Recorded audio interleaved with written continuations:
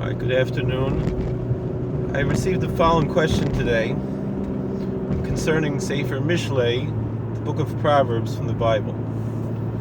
The question is as follows. Is Mishlei, Proverbs, prophetic, or is it common folk wisdom? Which is it? And can we make any theological teachings or ideology based on the Book of Proverbs?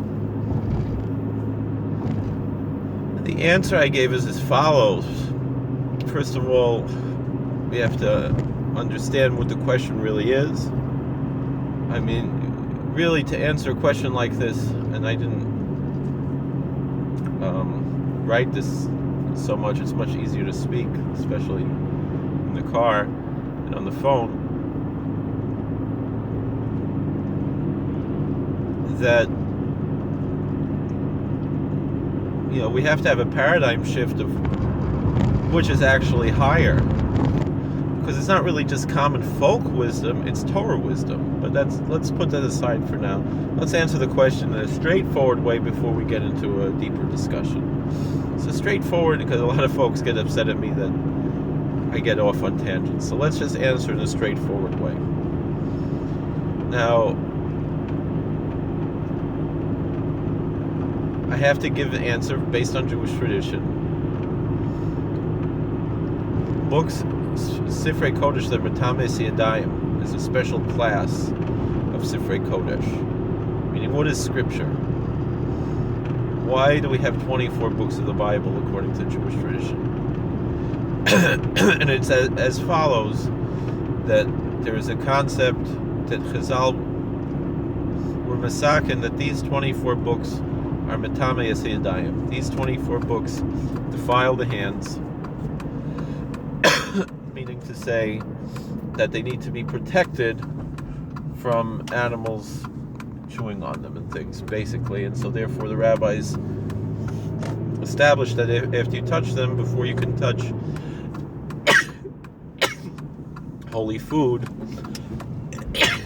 excuse me, that you have to wash your hands, in order that people should not store these books together with tithes and offerings, particularly the heave offerings, the teruma, which had to be eaten by the priests, by the kohanim, in a state of tahara, in a state of ritual purity.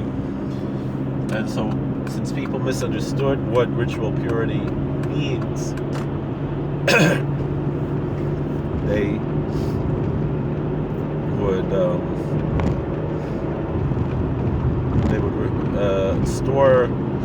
figure purity and holiness are the same thing. So we have holy books, we should put them with our holy food, and the problem is mice don't know the difference between holy food and secular food, and so the mice will come, mice will come and chew on the holy food and wind up chewing on the books as well, ruining them and disrespecting them. And so therefore the rabbis established a law that holy books defile the hands. And this is essentially how we speak of the canon of the Jewish Bible in the terminology of our sages, is by asking which books defile the hands.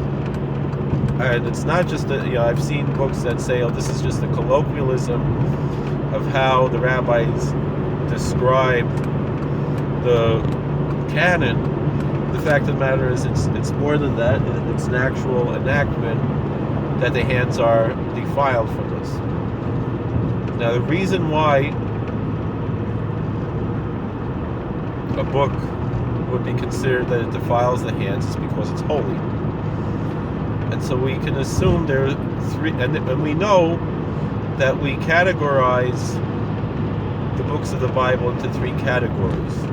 This already is originated in Chazal, that when you're saying about stacking up the scriptures, meaning you storing them, you always store the books of the Torah on top. The second level would be the Nevi'im. So the Pentateuch, the Torah, is on top. The Nevi'im, the prophets, are the second level. And the lowest level, the third level, are the Kesubim, what's called the writings, the Hagiographia, these books which are part of the Bible but are not considered prophetic, even though in other traditions, many Christian traditions have different terminology and different ways that they will categorize both our scriptures and their own scriptures, which are not necessarily our scriptures, as well as books that, in some traditions, that might include certain Jewish books that have fallen out of Jewish use and were not accepted into our canon, even though some of them were actually quoted by the sages.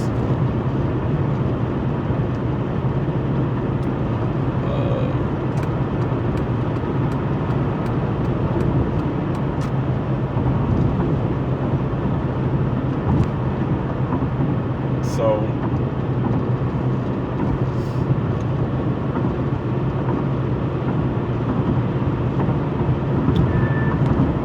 the question essentially here is not necessarily about Sefer Mishlei, particularly the Book of Proverbs, but really all of the books of the Hagiographa, of the Kesuvim, of the writings. What is the difference? And all I can do is, we can repeat the Ivra, this on the simplest level, just say the words of what the difference is between these books. Is that we say that the Sifrei Nevi'im, both of these words, both of these categories are called Divrei Kabbalah. That is a term we find in Chazal, which means words of tradition.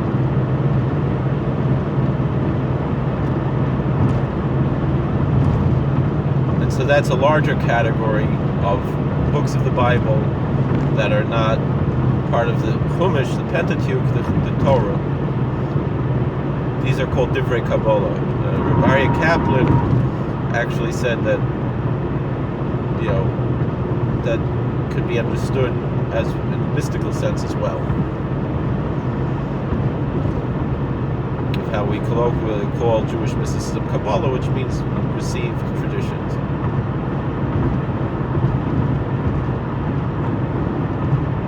But that's not really what we're talking about here. So the question is, are these prophetic works, or are they just common folk wisdom? And the answer is it's neither one, but it's closer to prophetic. It's written, instead of prophecy, it's Ruach HaKodesh, and the nafkamina between Nevuah and Ruach HaKodesh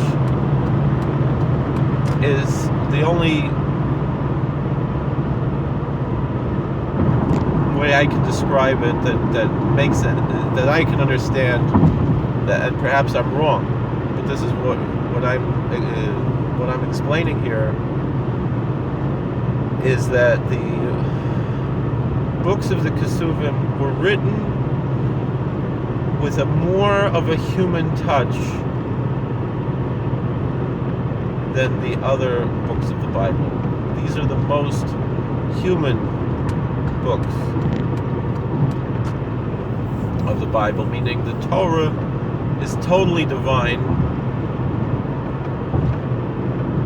The prophets are, of course, I would venture to say that when Rambam says Kol Divrei Nevi'im Emes, all the words of the prophets are true, that would include both the Nevi'im and the Kesuvim. And I think there are sources that would say that, perhaps the Rambam himself, I'm not exactly sure. Certainly there is an element of truth, of emes, in all of these works, and they are Divrei Nevi'im, right? These were authored by Nevi'im. Every one of these, of the books of the Bible, of our Bible, of the Tanakh, were all written by prophets, and that's the major difference between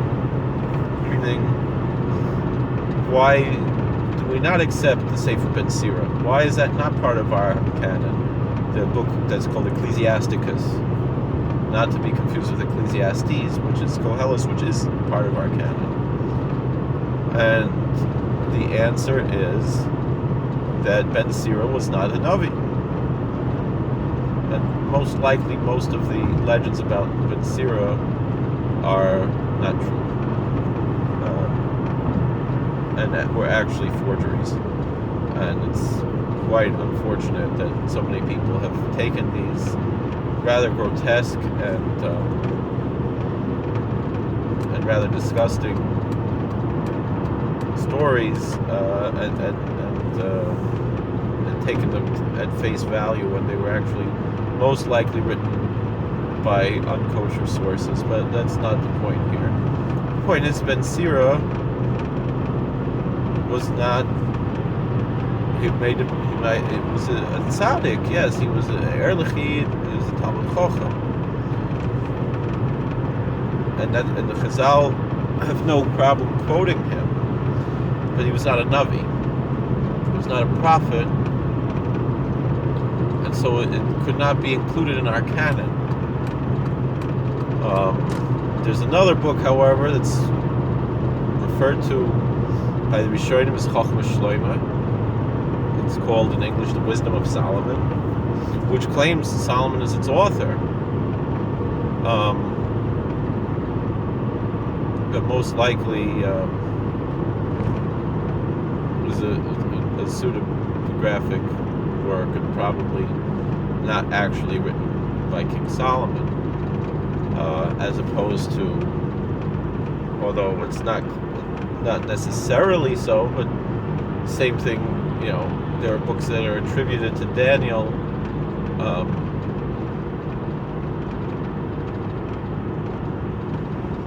that are not in our canon, but they appear in the Catholic canon and so forth. So the fact that a book should be included in our canon seems to indicate that the author was a prophet. The thing is, what about Daniel? Sefer Daniel is not part of the Nevi'im. Christians will call it the Book of the Prophet Daniel, and we sometimes see that Daniel is referred to in certain Jewish sources as a prophet, but generally not. And the Sefer is part of the Ksubim. But again, the point is that it's on a lower level of inspiration. We see Daniel is talking to angels all the time, so he's definitely dealing in supernatural realms. But still, he's not. It's a lower level, and there's much more of the humanity in all of these books, and the same thing could be said of Mishlei and Koheles and Shir Shirim. Despite the tremendous holiness that exists in these books, and the Ruach HaKodesh, and you fulfill the mitzvah of Talmud Torah, they're not considered Divrei Nevi'im, and I think that's the nafkamina. That's the difference between the Nevi'im and Kesuvim, is that there's a much more godly element in the Nevi'im, and there is a godly element in the Kesuvim, but it's much less. There's much more of a human element in the Kesuvim, but it's still Ruach HaKodesh. Now the question, so it's not common folk wisdom, it is sacred, and it's most likely channeled from a holy source, but not on the level of Divrei Nevi'im. Or the level of Nevi'im. They could maybe be called Ksuvim, maybe could be called Divrei Nevi'im, but not Sifrei Nevi'im. In a certain sense, because meaning that there's a much more personal aspect in the works of the Ksuvim, is what I would say, and that's what it means, Ruach HaKodesh, that it's inspired, but it's not, people think Ruach HaKodesh is like monolithic, meaning when the San Zaruf said that if you don't believe the Ruach HaKodesh was written Ruach HaKodesh, you're a kofer. He didn't mean that the Ruach HaKodesh was written on the level of Ruach HaKodesh as Sefer Mishlei or Tehillim, meaning these Sfarim were written on a much higher level, a exponentially higher level than anything that was written in the past 2 or 3 centuries, like the Ruach HaKodesh. as great as the Orach Chaim HaKadosh was, but I think the Divrei Chaim, and in a certain sense, I feel that the Divrei Chaim was speaking in the terms of Guzma. He was exaggerating when he said this.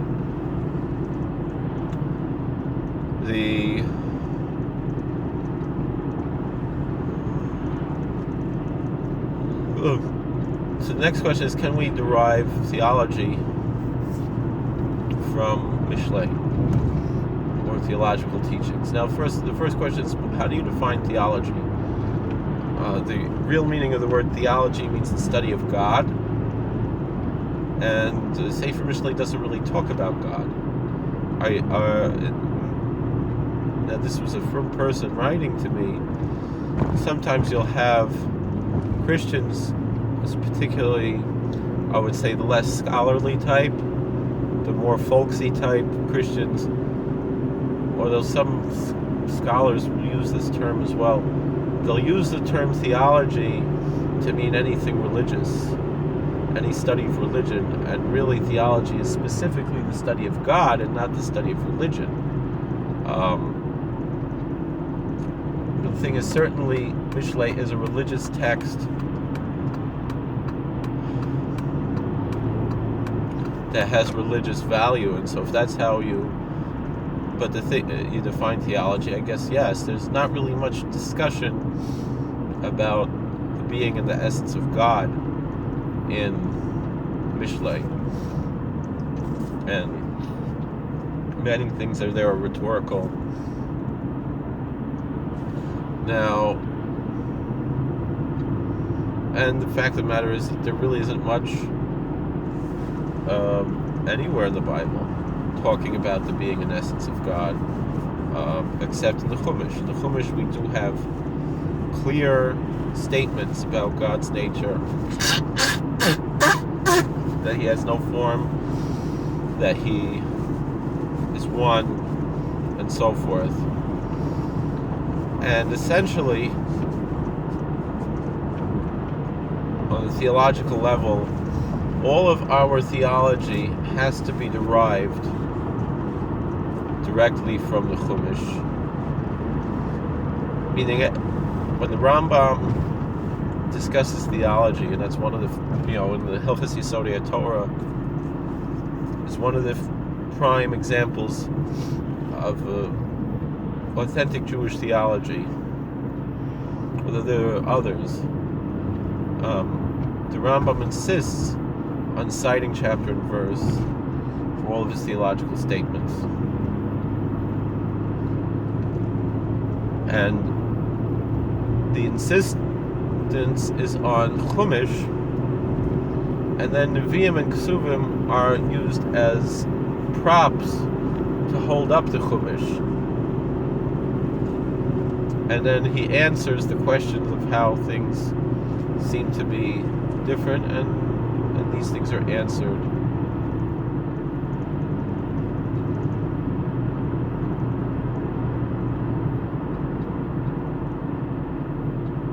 Now,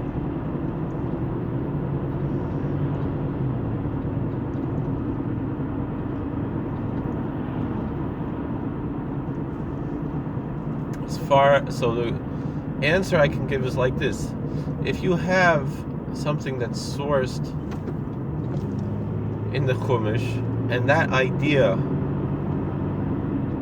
and it fits with our traditions, and meaning obviously there are theological statements in the Chumash which we are forbidden to take literally. When it talks about sapphire stones under God's feet, it's clear that we are not allowed to take that literally.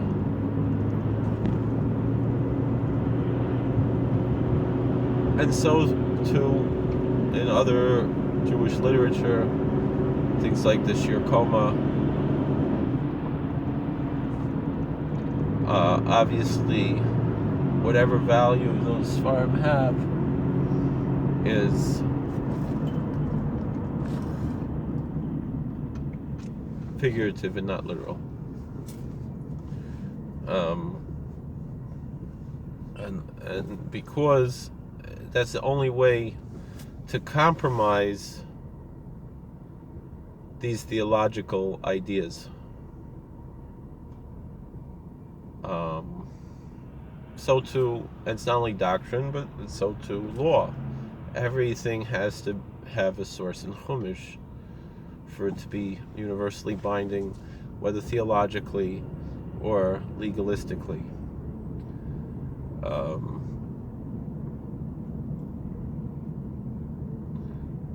Even if it is not totally obvious, meaning the idea of lo sasur is the basis in Chumash for every rabbinical law and every rabbinical decree and every rabbinical teaching that is halachic, meaning if the sages say that there's a halach of Nisach HaMayim and they find sources for, and that this is halach l'Moshe Sinai, and it's understood as such, and they find hints to it in Chumash, even if it's not so obvious.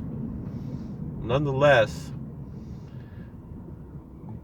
only with lo sasur alone we're obligated to that, and so too the same could be said about the books of the Bible, meaning the fact that the sages accepted these books as our scriptures establishes them as our scriptures and establishes them as the books that we derive lessons from.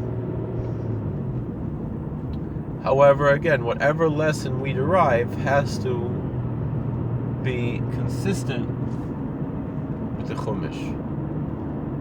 We have no right to develop teachings that are inconsistent with Chumash. We have no right to develop new ideologies and so forth. So therefore, when the sages were questioning whether to canonize certain books of Scripture, so the way that they approached it was, how can we reconcile these books with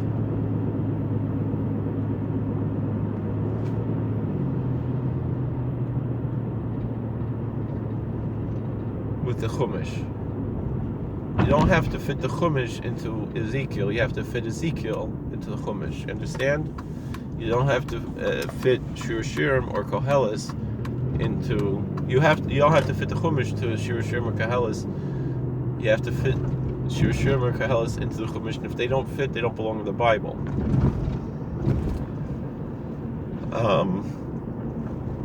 And so therefore, yes, all these are true words. They would fall under the category of Kol Divrei Nevi'im Emes. All the words of the prophets are true. But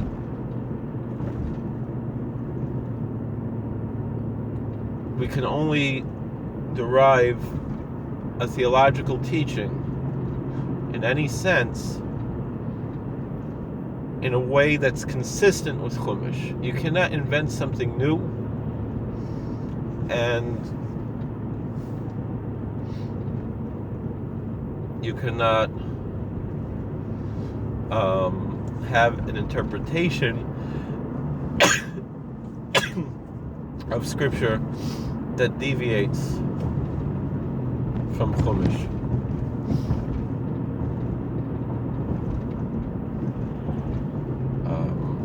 And that's it. So, yes, it can be a source material that we can use as long as it's not used in an inconsistent way. Once you embrace an inconsistency, it ceases to be authentic. And so that's why, if people want to quote verses from the Bible in a way that's inconsistent with our tradition and try to bring proofs for another religion within our scripture, it doesn't work that way, at least not from the Jewish perspective. Of course, we recognize that there are other religions in the world, and we don't all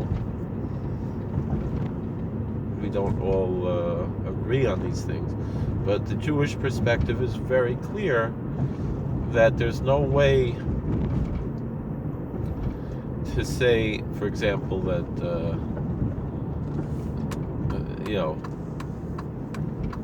proves a concept of a Trinity or any of these other Christological ideas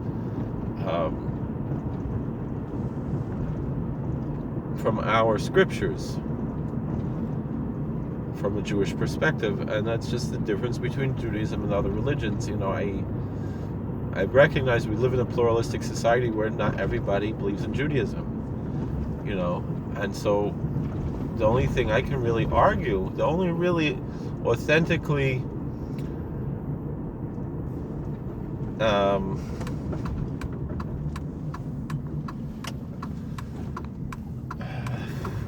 what's the term I want to say? Authentically, intellectually honest idea we can bring is to say that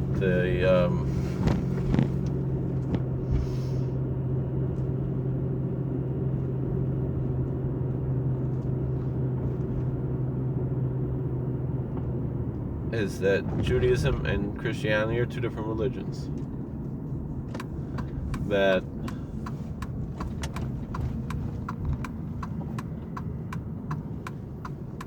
And so therefore the differences between these different religions are the differences between these different religions.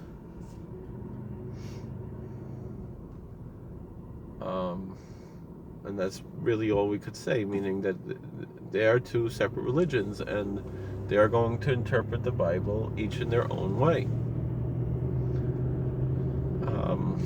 And so this is how Judaism interprets, and this is how Christianity interprets, and I am comfortable enough in my own faith not to be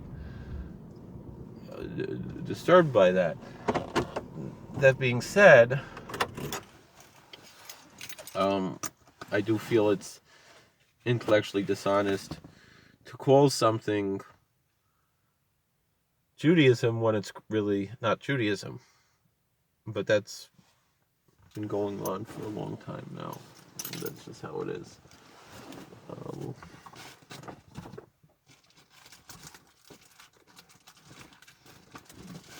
That's what I have to say.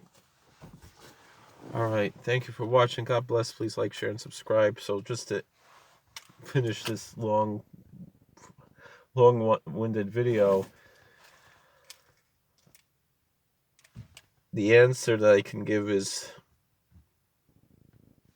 Mishle is neither prophecy nor just common homespun wisdom, folk wisdom, but it's closer to prophecy.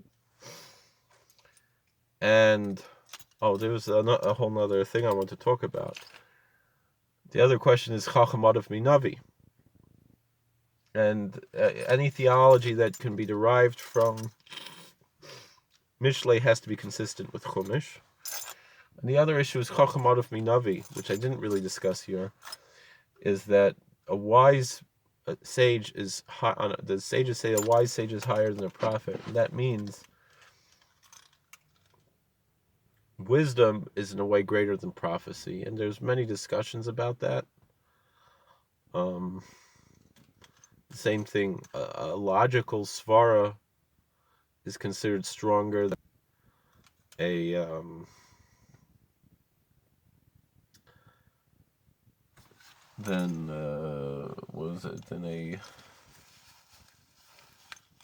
than a prophetic statement.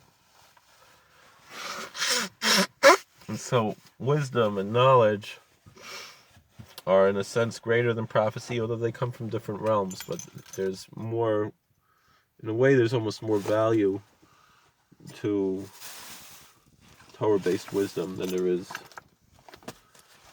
to Torah revelation. That might sound heretical, except it isn't, because that's what our sages are based on totally, is this concept, and that's why we have the sages that we have. That's why we have a Talmud. And that's why we live our life not based on the Chumash, but based on the Chazal. Alright, so thank you for watching. God bless. Please like, share, and subscribe, and comment, and we'll talk to you later.